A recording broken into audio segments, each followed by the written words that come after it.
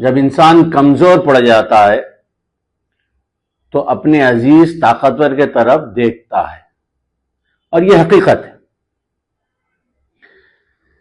कल chief minister Telangana Revanth Reddy ने भी कुछ ऐसा ही किया है।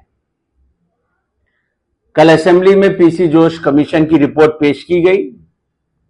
सारा दिन आधी रात गर्मा गर्म बहस चली, और उन्हीं के आजकल जो करीबी है एमआईएम पार्टी के लीडर जनाब अकबरुद्दीन अवैसी साहब ने भी खुलकर कहा कि ये कमीशन का मतलब समझ में नहीं आया, कमीशन कहना क्या चाह रहा ये समझ में नहीं आया।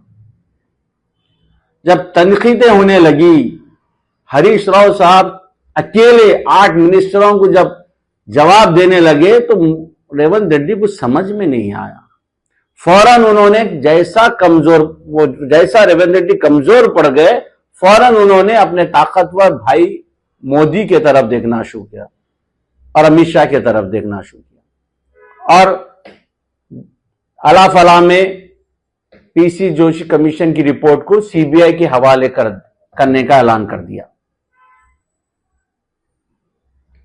अब मैं कांग्रेस के लीडरों से पूछना चाह रहा हूं और तमाम मेरी तेलंगाना की इज्जतदार आवाम को यह बताना चाह रहा हूं कि यह बंदा है किस तरफ, रेवंत रेड्डी है किसका सीएम, कौन सी पार्टी का है।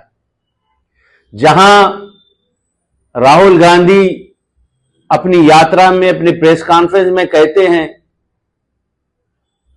कि सीबीआई, ईडी, ईसी ये सब बीजेपी, मोदी, अमित शाह, आरएसएस के कठपुतली बन चुके हैं, उनके हथियार बन चुके हैं, इन पे हमको भरोसा नहीं है। उनके खिलाफ एक मुहिम चला रहे हैं वो, और उन्हीं का चीफ मिनिस्टर तेलंगाना में उनकी खिलाफ वर्जी करता है और पीसी जोश कमीशन की फाइल सीबीआई के तरफ देता है, मोदी अमित शाह के तरफ देता है, भाई बचा लो मेरे को।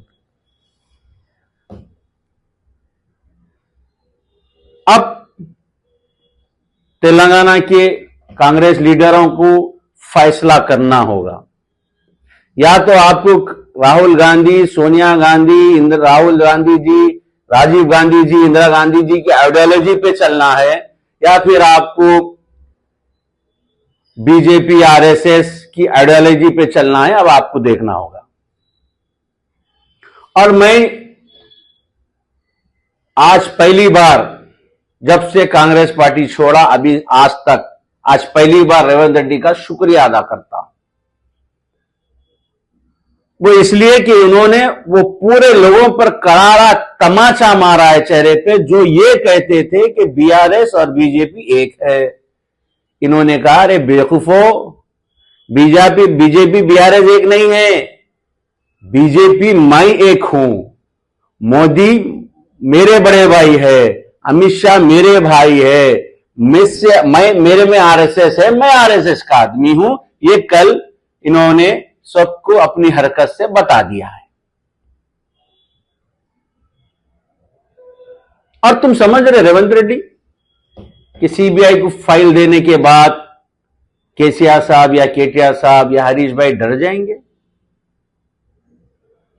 बीजेपी ने पिछले एमपी इलेक्शन से जितनी प्रेशर पॉलिटिक्स की है केसीआर साहब के साथ, कविता जी को जेल में रख के, वो इंसान जब नहीं झुके तो अब क्या झुकेंगे? जो इंसान के दिल में हर मजहब की इज्जत करना, रेस्पेक्ट करना जिसके दिल में है, जिसकी नीयत खुलूस है, उसे जमीनी ताकतें नहीं डरा सकती। रेवंत रेड्डी, ये तुमको अनखरीब मालूम हो जाएगा। और साथ ही साथ रेवंत रेड्डी, तुम्हारी ये हरकतों से तुम्हारी हुकूमत जाने का पहला जरिया जुबली हिल्स का बाई इलेक्शन बनेगा। और तुम देखेंगे कि जुबली हिल्स के बाई इलेक्शन में जुबली हिल्स की आवाम और तेलंगाना की आवाम तुमको बता देंगी कि तुम इस सरजमीन के लिए मुनासिब नहीं है। तुम्हारे को इसका जवाब अनखरीब मिलेगा। हिंदुस्तान में जो हमारे इंस्टीट्यूशन हुआ करते थे वो आज इंस्टीट्यूशन हिंदुस्तान के नहीं है, चाहे वो इलेक्शन कमीशन हो, चाहे वो सीबीआई हो, ईडी हो, ये सब हो, ये अब बीजेपी और आरएसएस के हथियार हैं।